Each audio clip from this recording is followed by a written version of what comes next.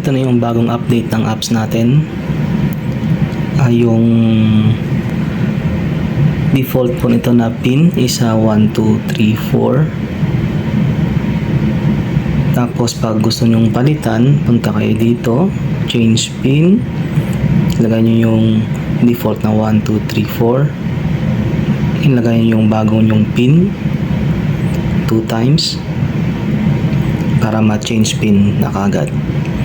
Nandito po yung bago natin, meron tayong mga messages dito, tsaka mga notification, convert rewards, yung mga rewards ninyo pwede nyo na i-convert to pesos para magamit nyo pang load.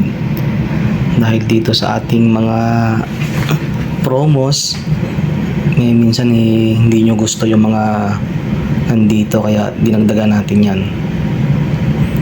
The same thing, nandito na rin yung price, wallet price po ito, tsaka yung points to earn ninyo.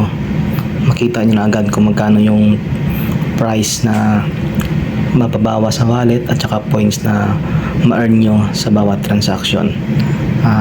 Yan yung mga pinagbago ng ating version 3.05. Kaya abangan nyo pag available na yung updates, mag-update na kayo. Tinanggal na rin natin yung yung palaging bumabalik sa activation.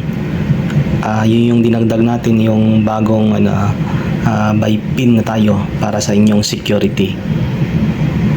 Inulit ko, yung default pin po niyan is 1, 2, 3, 4. Thank you.